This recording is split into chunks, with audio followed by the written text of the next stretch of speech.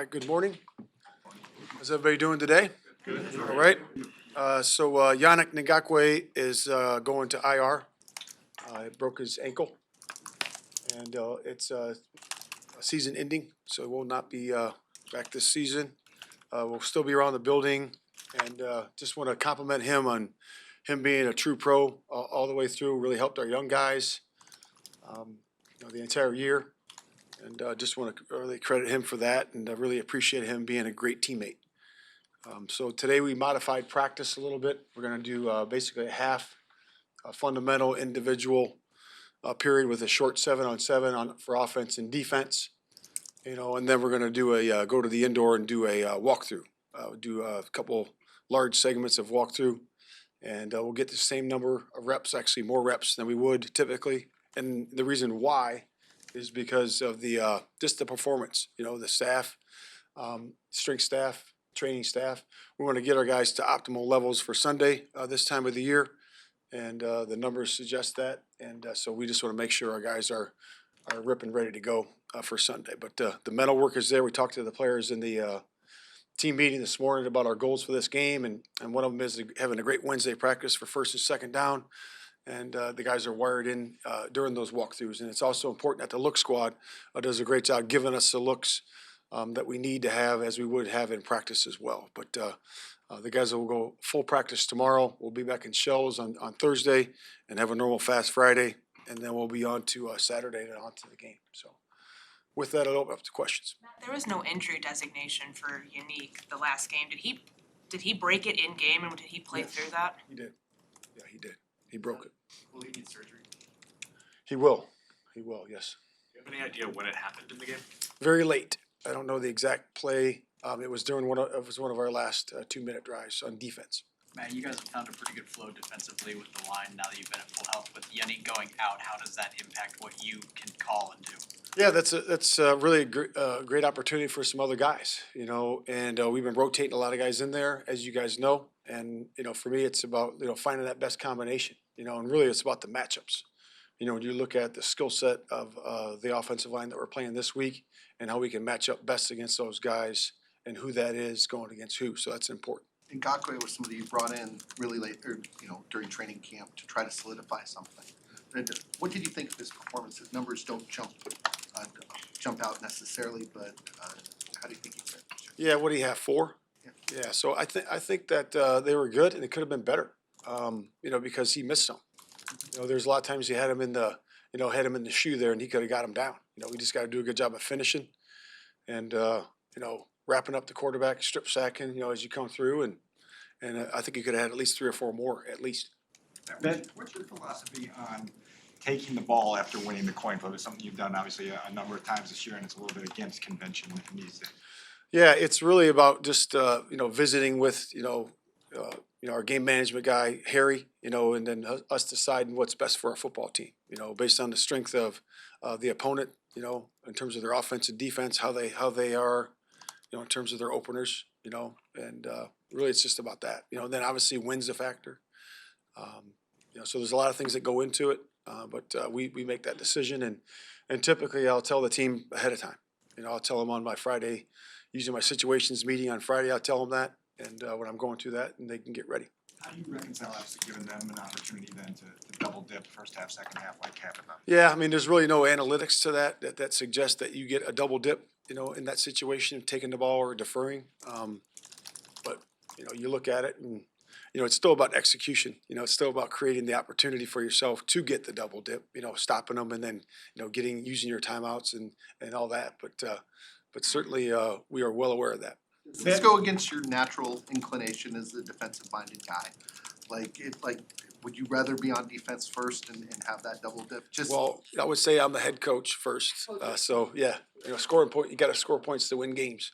But I would just say that we'll just look at the opponent and then look at ourselves and how we match up well against a certain group, and that's what we do. Without giving away any state secrets, what part of the evaluation would tell you we'd rather have the ball in the first quarter because of a matchup than in the third quarter or whatever it may be? Yeah, it's going to be hard to answer that without giving away state secrets. Speaking code. Yeah. But we just do what's best we feel for that particular game. Man, that Demarcus Walker, when he came in, probably thought he was gonna be the number one pass rusher, and then you brought in Ngakoue and then Sweat, and he got pushed back a little bit. How has he handled that? How much massaging of ego was there, if any, had to be done? And how is he set up now to probably play a bigger role after having gone through that? Yeah, D-Walk has been a pro all the way through. He's always been enthusiastic. He's always energized, our team when he's out on the practice field. And to answer your question, he's handled it great. And, as of late, he's done a really good job. He had some injuries, in training camp, so he was injured a little bit during that time. And really, he's getting back to full strength now. And he's gotten some good production out there, with the way he rushes. And he's done a good job as of late. But he usually kicks inside on third. He usually kicks inside on third downs. If somebody's going to be outside now, you still probably take Billings out. Who may get those first looks as that interior rusher on those obvious passing situations? Yeah, it's going to be, like I said, it's going to be about who we match up against, along the line. So you'll see different, once the game is played, you'll see different combinations as you watch the tape. But again, we'll be searching for those good matchups.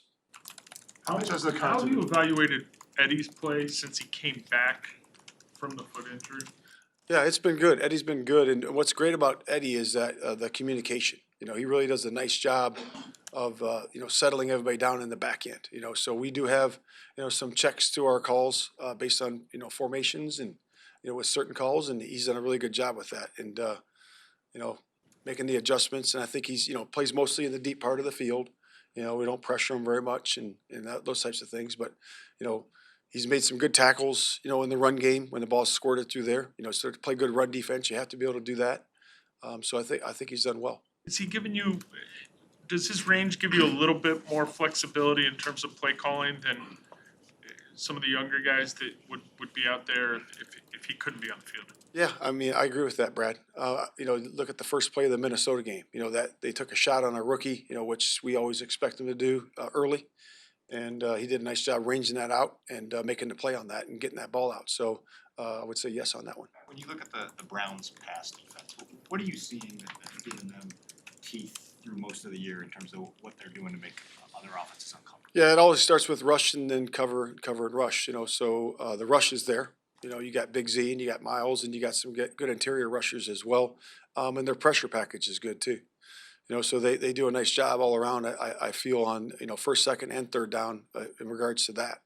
Their disguise is really well. They do a really good job with that. So I think that creates some indecision on the quarterback's part, and that's really where I think the fundamental base of it is. Matt, how do you anticipate having to compensate for the Ngakoue loss? I know that having him and Montez together allowed you to get creative with some of the alignments up front, but where does that now come from so there isn't a drop off with the pass rush? It's every snap. No, I would say really it's everybody just step up. Step up and step into the roles. And lean into it.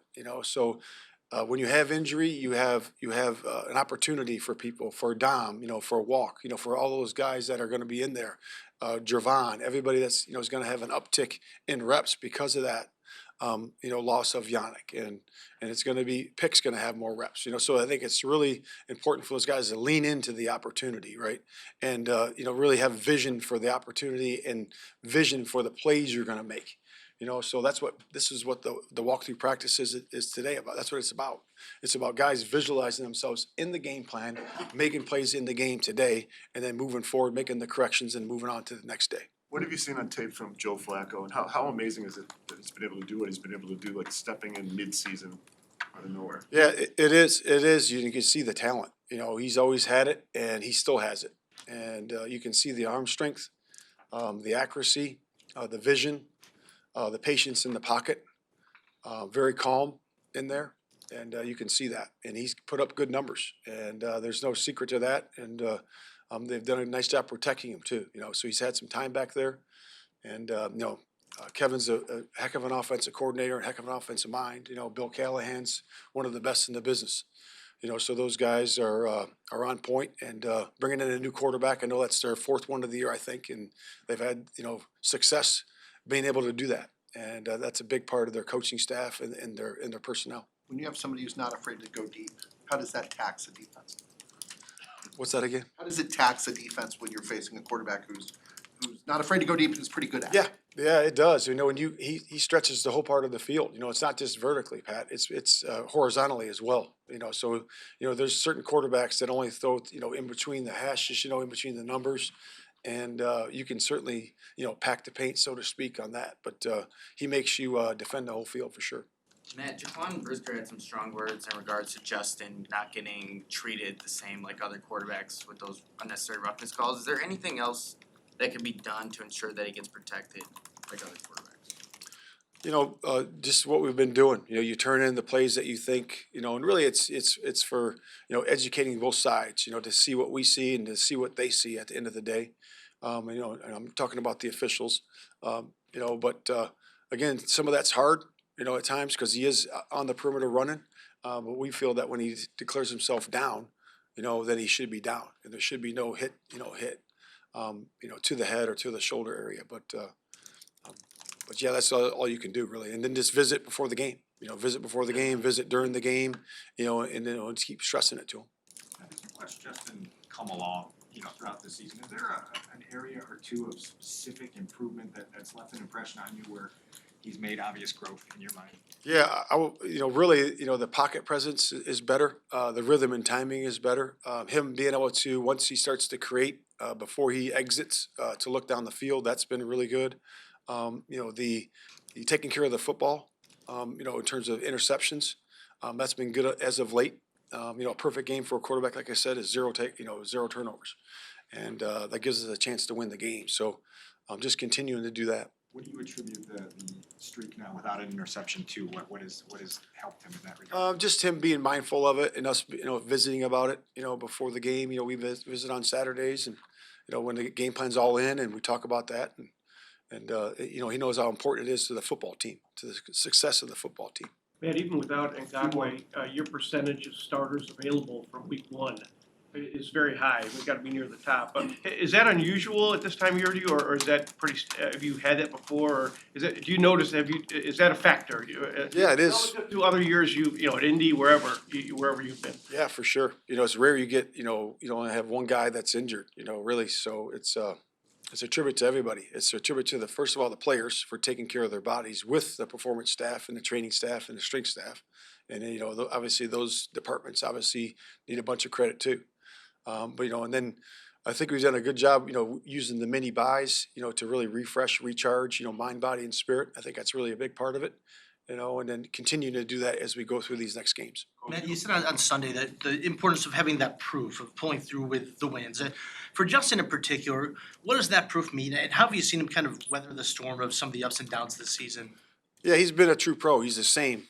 That's what's in this business. You got to be the same. You got to be the same guy every day. And you're going to have adversity. You got to anticipate that, and you got to have a plan for that. What are you going to do when adversity strikes and you get knocked down? Because in this business, that's going to happen. And then what's going to be your response? You don't react to that. You already have a response planned for when that happens. And I think he does a good job of that, having that mindset. Coach, you don't get to where you are. You don't get to where you are without having a strong belief in what you're doing. But is there any sense of relief or maybe even validation now that you're finally starting to see some light at the end of a long tunnel? Yeah, a good question, Herb. I would say when you look at it, you got to stay steady, and you got to have a foundation for what you believe, and that's just really what we brought here to Chicago, and it's about just staying right there, right in the moment, and stay present where your feet are, and we got to continue to do that. We got a really good opponent this week, and we got to be focused on today.